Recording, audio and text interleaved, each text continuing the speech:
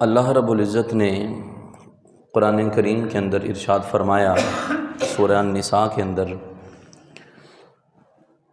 کہ فَانْكِحُوا مَا طَابَ لَكُم مِّنَ النِّسَاءِ، فرمایا ان عورتوں سے نکاح کرو جو تمہارے لیے پسندیدہ ہیں اور تمہارے لیے حلال ہیں۔ اور اس کے علاوہ بے شمار قرآن کریم کی آیات ہیں، ان کے اندر اللہ تعالیٰ نے نکاح کے احکام کو بھی بیان کیا ہے۔ اور چونکہ آج کے اس دور کے اندر اور خصوصاً یہ جو دن چل رہے ہیں اس کے اندر شادیاں ہو رہی ہیں، نکاح ہو رہے ہیں، تو اکثریت ہمارے لوگ نکاح کے احکامات اور اس کے مسائل سے بے خبر ہیں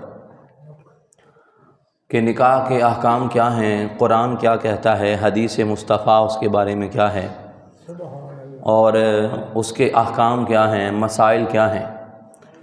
تو اسی کے بارے میں چند ایک باتیں میں آپ کے سامنے رکھوں گا۔ سب سے پہلی بات تو یہ ہے کہ اللہ تعالیٰ نے انسان کو زمین کی خلافت اور اس کی آباد کاری کے لیے پیدا فرمایا ہے۔ قرآن بھی یہی کہتا ہے کہ اللہ تعالیٰ نے فرشتوں سے فرمایا تھا کہ اے فرشتوں میں زمین کے اندر اپنا خلیفہ بنانے لگا ہوں۔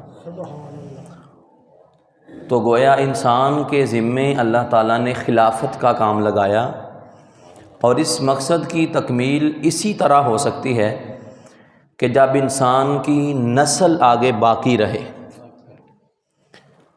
اور اس طرح سے زندگی بسر کرے کہ ایک نسل جائے تو اس کے بعد اگلی نسل، اس کے بعد اگلی نسل، یہ نسل انسانی کی بقا، اور اس طرح سے زندگی بسر کرے کہ زراعت، صنعت، تعمیر، آباد کاری وغیرہ کے سارے کام وہ سر انجام دیں، اور ساتھ ساتھ وہ اللہ کا جو اس پر حق ہے بندے پر وہ اس کو بھی ادا کرے۔ تو اس مقصد کی تکمیل کے لیے اللہ تعالیٰ نے انسان کے اندر مختلف فطری خواہشات اور نفسیاتی محرکات رکھے ہیں۔ یہ محرکات دو طرح کے ہیں۔ ایک محرک کھانے کی اشیاء ہیں، شکم سیری ہے کہ جس کے ذریعے سے ہم اپنے وجود کو برقرار رکھتے ہیں، اپنے جسم کو تر و تازہ رکھتے ہیں، اپنے جسم کی طاقت کے اندر اضافہ کرتے ہیں۔ اور دوسرا جو محرک ہے وہ انسان کی جنسی خواہشات ہے۔ تو نسل انسانی کی بقا بات سمجھ کے اندر یہ آتی ہے کہ وہ نکاح پر موقوف ہے۔ نکاح ہوگا پھر اللہ اولاد عطا کرے گا، تو اس طرح سے یہ نسل انسانی کی بقا ہوگی۔ اور پھر یہ جو نکاح ہے یہ انسان کی طبعی خواہش بھی ہے، اس کی طبیعت بھی نکاح کا تقاضا کرتی ہے۔ تو قرآن نے اسی کو بیان کیا، فرمایا فَانْكِحُوا مَا طَابَ لَكُم مِّنَ النِّسَاءِ مَثْنَىٰ وَثُلَاثَ وَرُبَاعَ، فرمایا کہ ان عورتوں سے نکاح کرو جو تمہیں بڑی پسندیدہ ہیں، تمہارے لیے حلال بھی ہیں۔ پھر اس کے بعد ان کی حد بیان کر دی، فرمایا مثنیٰ وہ دو دو ہوں، وثلاثہ تین تین ہوں، ورباع اور چار چار ہوں۔ یہ قرآن نے اس کا حکم ارشاد فرمایا۔ تو اگر دیکھا جائے تو قرآن کریم کے اندر جگہ جگہ اس کا تذکرہ کیا۔ سورہ نساء کے اندر ارشاد فرمایا کہ یا ایھا الناس اتقوا ربکم الذی خلقکم من نفس واحدۃ وخلق منها زوجها وبث منهما رجالا کثیرا ونساء۔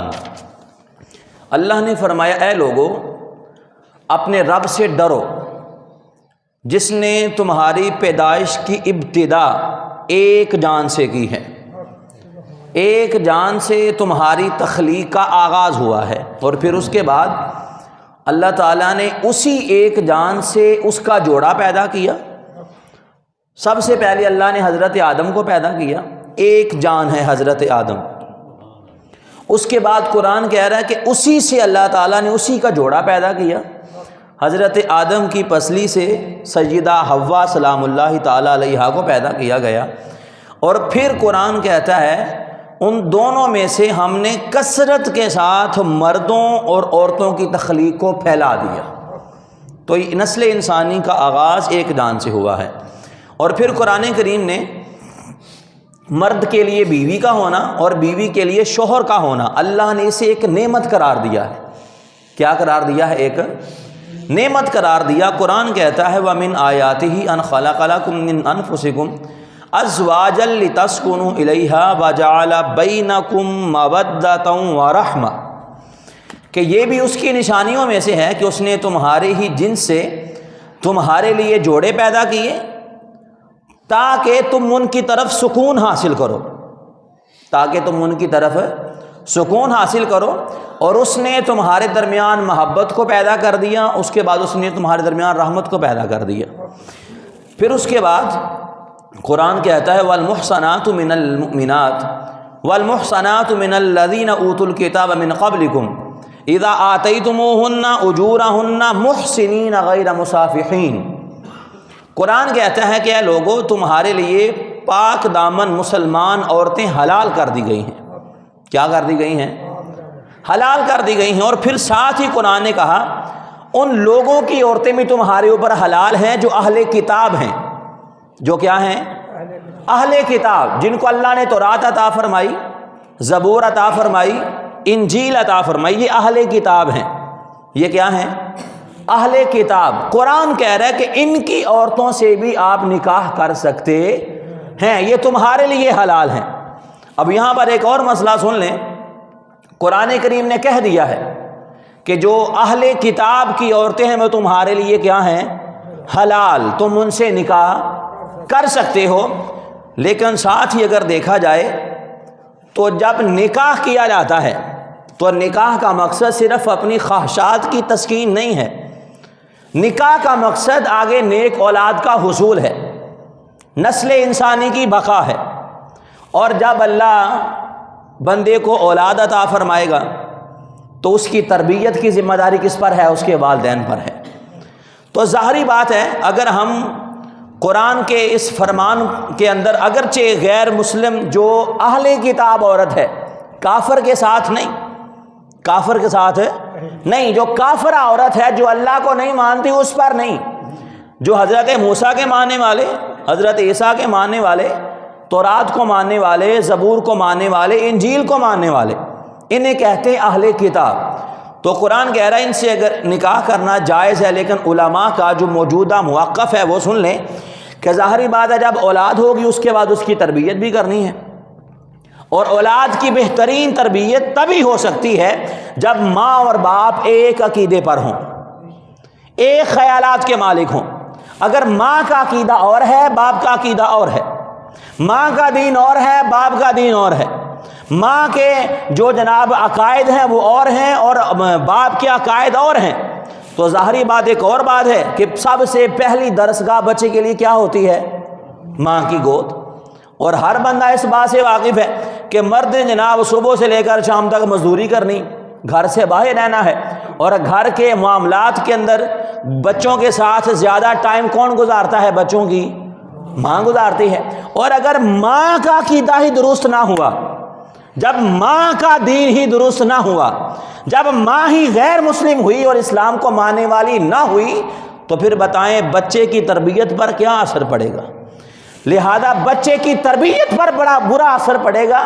اس لیے علماء کہتے ہیں کہ انسان کو بچنا چاہیے، غیر مسلم جو عورت ہے اس سے نکاح کرنا نہیں چاہیے، اگرچہ اس کی اجازت دے دی گئی ہے۔ اگر آپ تاریخ اسلام اٹھا کر دیکھیں تو کئی ایسی غیر مسلم عورتیں جو مسلمانوں کے پاس آئیں، انہوں نے آ کر مسلمان مردوں سے نکاح کیا، اور پھر نکاح کرنے کے بعد مسلمانوں کے راز، مسلمانوں کے اندرونی معاملات، ان سب سے اپنے جناب کافروں کو آگاہ کیا، اور پھر اس کا نقصان سب نے دیکھا۔ لہذا قرآن یہ کہہ رہا ہے اگرچہ تمہارے لیے جائز ہیں، لیکن مسلمان کو ان سے نکاح کرنے سے بچنا چاہیے، اور اس کی وجہ یہی ہے کہ پھر انسان کی اولاد پر اس کے بڑے برے اثرات مرتب ہوتے ہیں۔ آئیے حدیث مصطفیٰ ہے جو نکاح کی اہمیت و فضیلت کو بیان کرتی ہے۔ حضرت عبداللہ بن مسعود رضی اللہ تعالیٰ عنہ روایت کرتے ہیں کہ میرے حضور نے ارشاد فرمایا یا معاشر الشباب من استطاع منکم الباءۃ فلیتزوج، فرمایا جوانوں تم میں سے جو شخص گھر بسانے کی طاقت رکھتا ہے، تم میں سے جو شخص گھر بسانے کی طاقت رکھتا ہے اسے چاہیے کہ فل یتزوج، وہ نکاح کرے، وہ کیا کرے؟ نکاح کرے۔ واحسن فإنہ اغض للبصر، کیوں؟ اس لیے کہ یہ جو نکاح ہے یہ انسان کی نظر کو درست کرتا ہے۔ واحسن للفرج، اور اس کی شرمگاہ کی حفاظت کرتا ہے۔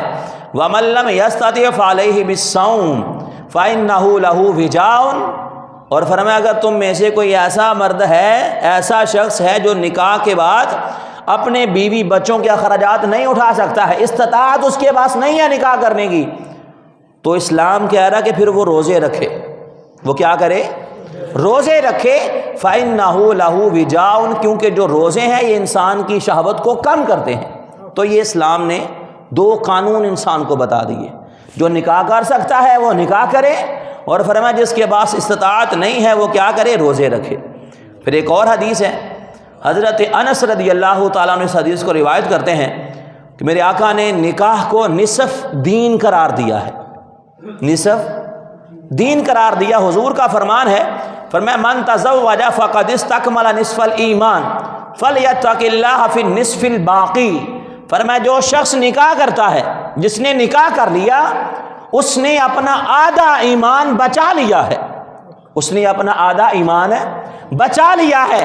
اب اس کو چاہیے جو بقیہ آدھا ایمان رہ گیا ہے اس کے لیے اللہ کا تقوی اختیار کرے، اب بقیہ ایمان کی فکر کرے، اس نے آدھا ایمان اپنا بچا لیا ہے۔ تو حضور نے نکاح کو نصف ایمان قرار دیا ہے۔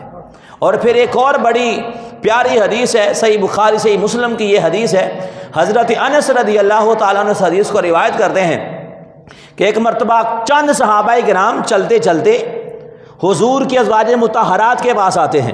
جب آپ کے ازواج کے پاس وہ صحابہ آئے تو انہوں نے آ کر حضور کے خلوت کے معاملات کے بارے میں پوچھا کہ جب حضور تنہا ہوتے ہیں، تنہائی کے اندر ہوتے ہیں تو کیا کرتے ہیں؟ ان کو جواب دے دیا گیا۔ جب انہوں نے جواب سنا تو ان میں سے پہلے بندے نے یہ کہا کہ اللہ کی قسم میں عورتوں سے شادی نہیں کروں گا، میں عورتوں سے شادی نہیں کروں گا، بس میں عبادت کے اندر مصروف رہوں گا۔ اور دوسرے نے کہا کہ میں گوشت نہیں کھاؤں گا، میں گوشت نہیں کھاؤں گا۔ تیسرے نے کہا کہ میں بستر پر آرام نہیں کروں گا، میں ساری رات اللہ کی عبادت کے اندر گزاروں گا، ساری رات قیام کروں گا، اللہ کی عبادت کروں گا۔ جب یہ تینوں نے جملے دہرا لیے، واپس پلٹتے ہیں، جب حضور کو اس بات کی خبر ہوتی ہے، میرے آقا قیام کرتے ہیں، کھڑے ہو کر اللہ کی حمد و ثنا بیان کی، اور اللہ کی حمد و ثنا بیان کرنے کے بعد ارشاد فرماتے ہیں، فرمایا واللہ انی لاخشاکم للہ، فرمایا صحابہ سنو، میں تم سب میں سے سب سے زیادہ اللہ سے ڈرنے والا ہوں، واتقاکم لہ، اور تم سب سے زیادہ میں اللہ کا نبی متقی ہوں، میں بڑا پرہیزگار ہوں۔ لیکن اس کے بعد فرمایا لاکنی اصوم، لیکن میرے یہ حالات ہیں، تم تو یہ کہہ رہے ہو کہ ہم نے جناب فلاں چیز نہیں کھانی ہے، ہم نے بستر پر آرام نہیں کرنا ہے، ہم نے نکاح نہیں کرنا ہے۔ میرے آقا نے فرمایا میں اللہ سے ڈرنے والا ہوں، لیکن انی اصوم وافطر، فرمایا دیکھو میں اللہ کا نبی نکاح بھی کرتا ہوں، میں اللہ کا نبی روزے بھی رکھتا ہوں، میں افطار بھی کرتا ہوں، میں نمازیں بھی پڑھتا ہوں، رات کو قیام بھی کرتا ہوں، رات کو آرام بھی کرتا ہوں، لہٰذا یہ سارا کچھ کرنا یہ میری سنت کے اندر آتا ہے، نکاح بھی میری سنت کے اندر ہے۔ اور فرمایا من راغب عن سنتی فلیس منی، لہذا جو میری سنت سے اعراض کرتا ہے اس کا میرے ساتھ کوئی تعلق نہیں ہے۔ تو حضرات محترم بات سمجھ کے اندر آ گئی کہ اسلام جو ہے وہ انسان کو اعتدال کا حکم دیتا ہے۔ اسلام یہ نہیں کہتا کہ سارا کچھ چھوڑیں اور بیابان کے اندر بیٹھ کر بس آپ اللہ اللہ کرتے رہیں۔ اسلام یہ نہیں کہتا ہے کہ آپ ساری رات مصلی پر بیٹھے رہیں اور اللہ کی عبادت کرتے رہیں۔ اسلام یہ کہتا ہے، ایک صحابی تھے، ان کے والد نے آ کر حضور کی بارگاہ میں شکایت کی اور کہا یا رسول اللہ آپ کا صحابی ہے، آپ کا کیا ہے؟ صحابی ہے، لیکن میرا بیٹا جو ہے وہ رات ساری قیام کرتا ہے۔ کیا کرتا ہے؟ ساری رات قیام کرتا ہے، اور یا رسول اللہ سارا دن روزہ رکھتا ہے، وہ کسی کے ساتھ ملاقات بھی نہیں کرتا ہے، بس وہ اللہ کے ذکر میں مشغول ہے، اللہ کی عبادت کے اندر مشغول ہے، رات ساری قیام کرتا ہے، سارا دن روزہ رکھتا ہے۔ میرے آقا نے اس کو بلایا اور بلا کر پوچھا، ہے بندے، اے میرے صحابی، مجھے تمہارے بارے میں یہ خبر ملی ہے کہ ساری رات قیام کرتے ہو، سارا دن روزہ رکھتے ہو۔ اس نے کہا یا رسول اللہ بالکل، ساری رات قیام کرتا ہوں اور سارا دن روزہ رکھتا ہوں۔ تو میرے آقا نے فرمایا صحابی ایسا نہ کرو، روزہ بھی رکھو اور افطار بھی کرو، قیام بھی کرو اور آرام بھی کرو۔ کیوں؟ فرمایا اس لیے کہ تم پر تمہاری آنکھوں کا بھی حق ہے، انہیں آرام کرنے دو، تم پر تمہارے جسم کا بھی حق ہے، اسے آرام کرنے دو، تم پر تمہارے بیوی بچوں کا حق ہے، ان کے پاس بیٹھو، انہیں ٹائم دو، تمہارے اوپر تمہارے مہمانوں کا حق ہے، جو تمہارے پاس آئے اس کو ٹائم دو، مہمانوں کی میزبانی کرو۔ اسلام یہ نہیں کہتا ہے کہ جناب سارا کچھ چھوڑیں اور اللہ کی بارگاہ میں آ کر بیٹھ جائیں۔ اسلام اعتدال کا حکم دیتا ہے، میانہ روی کا حکم دیتا ہے۔ تو حضرات محترم، بات سمجھ کے اندر آ گئی، حضور نے فرما دیا، فرمایا کہ یہ نکاح کرنا بھی میری سنت کے اندر ہے۔ کس میں ہے؟ میرا طریقہ ہے، اور جو بندہ میرے طریقے سے اعراض کر لیتا ہے، فرمایا اس کا پھر میرے ساتھ کوئی تعلق نہیں ہے۔ یہ نکاح کی فضیلت جو قرآن اور احادیث نے بیان کی ہیں وہ میں نے آپ کے سامنے رکھ دی۔ اب کچھ مسائل نکاح کے بارے میں سن لیں کہ یہ جو نکاح کیا جاتا ہے، یہ نکاح بعض اوقات انسان پر فرض ہوتا ہے۔ کیا ہوتا ہے؟ نکاح کرنا کبھی کبھی انسان پر کیا ہو جاتا ہے؟ فرض ہوتا ہے۔ کبھی نکاح کرنا واجب ہوتا ہے، کبھی نکاح کرنا انسان کے لیے سنت مؤکدہ ہے، کبھی یہ نکاح کرنا انسان کے لیے مستحب ہوتا ہے، اور کبھی یہ نکاح انسان کے لیے مکروہ ہوتا ہے۔ فرض کب ہوتا ہے؟ کہ جب انسان کے پاس اپنی بیوی اور اپنے جناب معاملات کرنے کے لیے اس کے پاس نان و نفقہ کی سہولت موجود ہے، وہ اپنے بیوی بچوں کا خرچہ اٹھا سکتا ہے، اور اس پر جناب جو جسمانی طور پر وہ تندرست ہے، اور اس کو اس بات کا خدشہ ہے اگر اس نے شادی نہ کی تو وہ بدکاری کے اندر مبتلا ہو جائے گا۔ تو میرے آقا نے ارشاد فرمایا اس وقت شادی کرنا انسان پر فرض ہو جاتا ہے۔ نکاح کرنا کیا ہوتا ہے؟ اس وقت فرض ہوتا ہے۔ پھر اسی طرح فرمایا کبھی یہ نکاح واجب ہوتا ہے، کبھی سنت مؤکدہ ہوتا ہے کہ انسان کے پاس استطاعت ہے، مال و دولت بھی ہے، لیکن اس کی شدید خواہش نہیں ہے، وہ نکاح نہ کرنے کی وجہ سے وہ برائی کے اندر مبتلا ہونے کا اس کو خدشہ نہیں ہے، تو پھر نکاح سنت بنتا ہے، مستحب بنتا ہے۔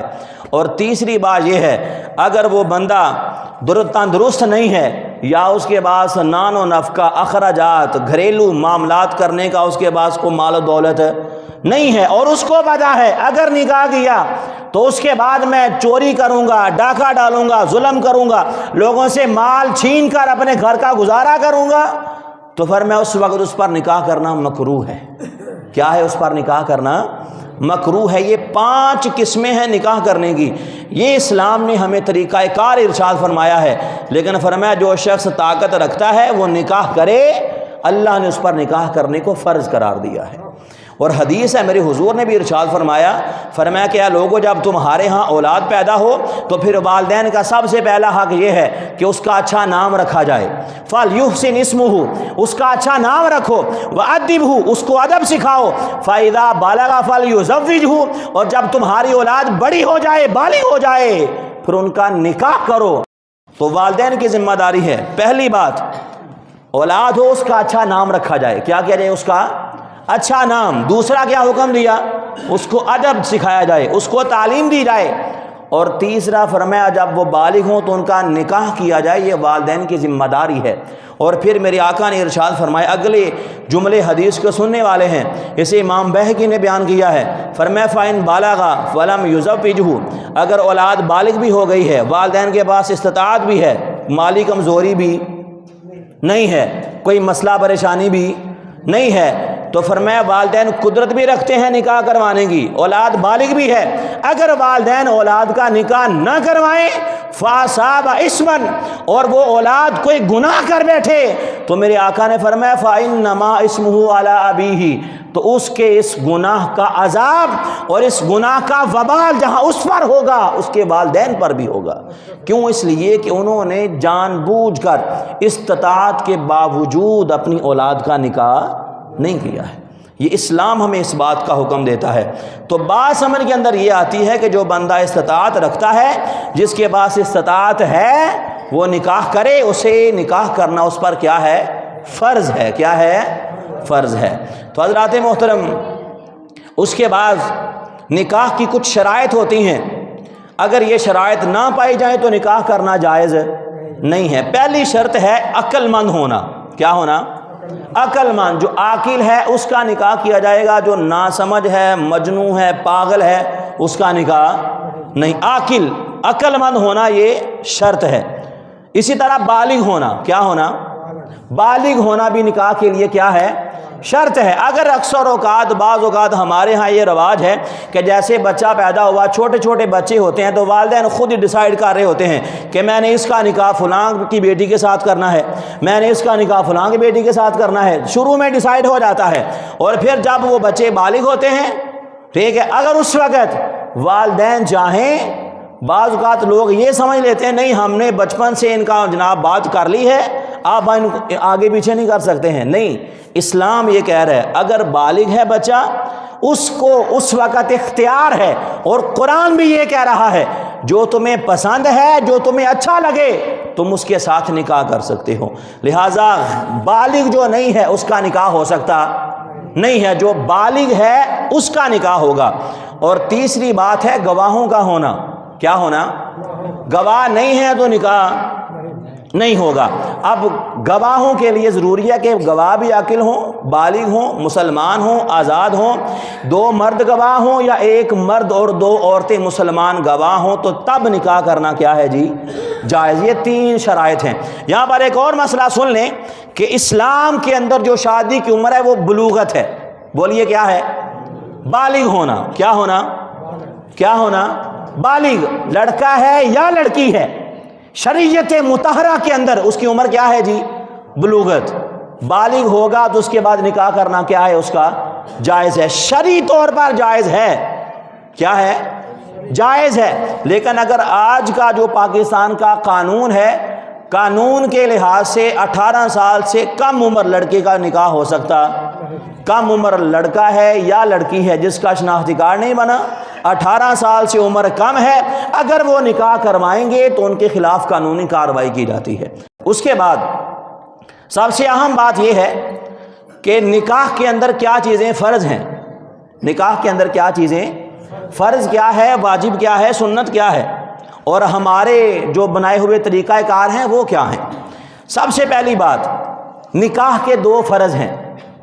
کتنے فرض ہیں نکاح کے؟ کتنے؟ نکاح کے کتنے فرض ہیں جی؟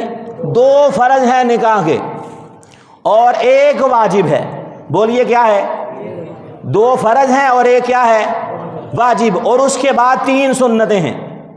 کتنی سنتیں ہیں؟ 3۔ فرض کتنے ہیں جی؟ 2۔ واجب کتنے ہیں؟ سنتیں کتنی ہیں؟ 3۔ فرض 2 یہ ہیں کہ 2 گواہوں کا موجود ہونا۔ کیا ہونا؟ 2 مسلمان مرد، عاقل، بالغ، مسلمان، آزاد، یا 1 مرد اور 2 عورتیں ہوں تو یہ نکاح کا پہلا فرض ہے۔ گواہ نہیں ہوں گے نکاح نہیں ہوگا۔ دوسری شرط ہے، دوسرا فرض ہے ایجاب و قبول۔ کیا ہے بولیے گا؟ ایجاب و قبول، کہ پہلے لڑکا اس کے پاس جا کر کوئی بندہ کہ جی آپ کا نکاح فلاں سے کیا جا رہا ہے، آپ کو قبول ہے، پھر لڑکی کے پاس جائیے 3 بار اس سے پوچھنا، اور آگے تو اس کا لفظ قبول ہے کہنا، یہ فرض ہے۔ بولیے کیا ہے؟ فرض ہے۔ یہ 2 فرض ہیں نکاح کے۔ پہلا فرض کیا ہے بولیے گا؟ گواہوں کا ہونا۔ کتنے گواہ؟ 2 گواہ۔ دوسرا فرض کیا ہے؟ ایجاب و قبول۔ ایک کہے جی میں نے نکاح کیا، اگلا بندہ کہے جی میں نے کیا کیا، عورت کہے قبول کیا، یہ ایجاب و قبول ہے۔ یہ نکاح کے 2 فرض ہیں، اس کے علاوہ کوئی اور فرض نہیں ہے۔ اس کے بعد 1 واجب ہے۔ بولیے کیا ہے؟ 1 وہ ہے حق مہر کا ادا کرنا۔ حق مہر ادا کرنا کیا ہے؟ واجب۔ بولیے کیا ہے؟ واجب۔ حق مہر کیا ہے؟ واجب۔ اور حق مہر جو ہے یہ عورت کا حق ہے، عورت کے گھر والوں کا حق نہیں ہے۔ آج کل ہوتا گیا ہے، ادھر سے جناب حق مہر اس لڑکی کے پاس، دلہن کے پاس آتا ہے، فوراً سے دلہن کے گھر والے، اس کی والدہ الا ماشاءاللہ، فوراً سے اگر اس سے وہ پیسے پکڑے اور کہا جی ہمارا تو پہلے بڑا خرچہ ہو گیا ہے اور تو یہ پیسے لے کر اگلے گھر جا رہی ہے، یہ ہمارے ہیں ہمیں دیا جائے، تو اس بات کو یاد رکھ لیں کہ حق مہر کس کا حق ہے؟ عورت کا حق ہے۔ وہ چاہے مرد کو معاف کر دے، چاہے تو تھوڑا کر لے، جتنا وہ ڈیمانڈ کرے گی مرد کو دینا کیا ہوگا؟ اس کو واجب ہوگا۔ یہ حق مہر ادا کرنا کیا ہے؟ واجب۔ اور چونکہ آج کل جب حق مہر کی بات ہو تو ہم کہتے ہیں شرعی رکھ لیں۔ کیا رکھ لیں؟ شرعی حق مہر۔ جو شرعی حق مہر ہے شریعت مطہرہ کے اندر وہ 10 درہم ہے۔ کتنے درہم ہیں جی؟ 10 درہم۔ کتنے؟ 10 درہم۔ اگر ان کا آج کے دور کے اندر دیکھا جائے تو 2 تولے اور 7.5 ماشے چاندی۔ کتنا؟ 2 تولے 7.5 ماشے چاندی۔ اتنی چاندی یا اس کے برابر جو قیمت ہے یہ آج کے دور کا شرعی حق مہر ہے۔ سمجھ آ گئی جی؟ 2 تولے اور 7.5 ماشے یا چاندی دے دیں حق مہر کے طور پر، یا پھر اس کی قیمت آپ ادا کریں، اور اس کی قیمت تقریباً آج کے ریٹ کے مطابق 15,000 کے قریب بنتی ہے۔ یہ شرعی حق مہر ہے۔ اور ہمارے یہاں ہوتا کیا جی؟ حق مہر کتنا خانی شرعی رکھ دیں، اور کتنا جی؟ 2,000 5,000 10,000۔ ٹھیک ہے، تو شرعی حق مہر یہ ہے 2 تولے اور 7.5 ماشے چاندی کا نصاب ہے، اور اس کی قیمت تقریباً آج کل 15,000 کے قریب بن رہی ہے۔ یہ آج کے دور کا شرعی حق مہر ہے جو ادا کرنا کیا ہے؟ واجب۔ فرض کتنے ہیں نکاح کے جی؟ 2۔ کون کون سے؟ پہلا فرض کیا ہے؟ گواہوں کا ہونا۔ دوسرا فرض کیا ہے؟ ایجاب و قبول۔ واجب کتنے ہیں؟ 1۔ وہ کیا ہے؟ حق مہر کا ادا کرنا۔ اس کے بعد نکاح کے موقع پر خطبہ پڑھا جاتا ہے۔ نکاح کے موقع پر جیسے نکاح ہوا فوراً سے اس کے بعد کھجوریں تقسیم کی جاتی ہیں، اور اس کے بعد ولیمہ کی دعوت کی جاتی ہے۔ یہ تینوں چیزیں نکاح کے اندر سنت ہیں۔ بولیے کیا ہیں؟ سنت ہیں۔ تو یہ نکاح کے مسائل جو میں نے سیدھا آپ کے سامنے بیان کیے ہیں کہ فرائض کیا ہیں، واجبات کیا ہیں، اور سنتیں کیا ہیں جو شریعت مطہرہ نے ہمارے اوپر لازم کیے ہیں، یہ نکاح کے احکام ہیں۔ اور اس کے بعد آگے ہم اگلے جمعے حق مہر کے بارے میں مزید گفتگو ہوگی، اور جو آج کل ہمارے ہاں رائج ہے اس کے بارے میں آپ کے سامنے عرض کروں گا۔ اب اس کے بعد جو آخری بات ہے وہ سنیے گا۔ اب آپ نے نکاح کے احکام سن لیے، اب قرآن کیا کہتا ہے، حدیث مصطفیٰ کیا کہتی ہے کہ جب آپ نے اپنے بچے کا نکاح کرنا ہے، جب آپ نے اپنی بیٹی کا نکاح کرنا ہے، آگے سے آپ نے کیسا انتخاب کرنا ہے، اور کیسے مرد کو آپ نے اپنی بیٹی کے لیے انتخاب کرنا ہے، کیسی عورت کا اپنے بیٹے کے لیے آپ نے انتخاب کرنا ہے، اس کے بارے میں حضور کا فرمان عالی شان ہے۔ حضرت ابو ہریرہ رضی اللہ عنہ اس حدیث کو روایت کرتے ہیں کہ آپ نے عرض کیا یا رسول اللہ، اگر کسی بندے کے گھر اس کی بیٹی کے لیے کوئی بااخلاق، کوئی دیندار، اچھے اخلاق والا بندہ رشتہ بھیجے، اور گھر والے بھی جانتے ہیں یہ بندہ دیندار ہے، اس کا اخلاق اچھا ہے، یہ دین کے بارے میں سمجھ بوجھ رکھنے والا ہے، یہ دین پر عمل کرنے والا ہے، تو یا رسول اللہ بتائیے پھر کیا کرنا چاہیے؟ تو میرے آقا نے فرمایا اگر تمہیں پتہ ہے کہ لڑکا جناب دیندار ہے، اچھے اخلاق والا ہے، تو فرمایا پھر اپنی بیٹی کا نکاح اس کے ساتھ کر دیں۔ حدیث مصطفیٰ نے جو معیار دیا ہے وہ یہ ہے کہ جو مرد ہے وہ دیندار ہونا چاہیے۔ کیا ہونا چاہیے؟ اور ایک خلاصہ یاد کر کے جائیں کہ آج جب والدین اپنے بیٹے کے لیے بہو کا انتخاب کرنا چاہیں، جب مرد اپنے لیے بیوی کا انتخاب کرنا چاہے، تو پھر صرف بیوی سمجھ کر نہیں، مرد اپنی آئندہ نسلوں کے لیے ایک ماں کی تلاش کر رہا ہے جس نے اس کی اولاد کی تربیت کرنی ہے۔ آج والدین سمجھیں کہ وہ اپنے بیٹے کے لیے بیوی اور اپنی بہو نہیں لا رہے ہیں، وہ اپنی آئندہ آنے والی اولاد کے لیے ایک ماں کا انتخاب کر رہے ہیں۔ ہمارا معیار ایسا ہونا چاہیے اور ہماری پسند ایسی ہونی چاہیے جو ہماری آئندہ نسلوں کی تربیت کرنے والی ہو اور آئندہ نسلوں کو دین سمجھانے والی ہو۔ اور اگر عورت والے، بیٹی والے والدین اگر اپنے لیے داماد کا انتخاب کریں تو پھر یہ سمجھ کر، صرف داماد نہیں، یہ سمجھ کر انتخاب کریں کہ ہم نے اپنی بیٹی کی آئندہ نسل کے لیے ایک مثالی باپ کا انتخاب کرنا ہے۔ اگر ہم اس طرح سے ہمارا انتخاب ہو جائے، اگر ہمارا یہ معیار ہو جائے تو آج ہم دین پر چل پڑیں، آج ہمارے گھروں میں دین قائم ہو جائے، آج ہماری اولادیں دین سے وابستہ ہو جائیں۔ لیکن دیکھنے کے اندر کیا آتا ہے، جیسے جیسے وقت گزر رہا ہے ہماری اولادیں دین سے دور ہوتی جا رہی ہیں، ہمارے گھروں سے دین نکلتا جا رہا ہے۔ وجہ صرف یہی ہے کہ آج ہمارا معیار بدل گیا ہے۔ جو معیار قرآن نے دیا تھا، جو معیار اسلام نے دیا تھا، ہم نے وہ معیار ختم کر دیا اور اپنا معیار سرکاری نوکری ہو، اچھا گھر ہو، اس کی سرکاری نوکری ہو، اس کی بڑی زمینیں ہوں، اور جناب یہ سارا کچھ ہمارا معیار بن چکا ہے۔